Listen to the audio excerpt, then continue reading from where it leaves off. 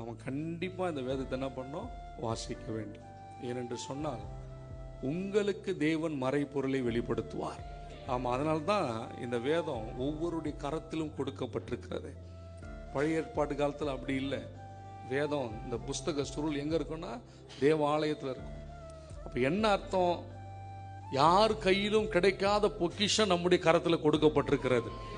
அப்போ அதை என்ன பண்ணோம்? பயன்படுத்தணும். ஒரு தாளந்து பெற்றவன் என்ன பண்ணா?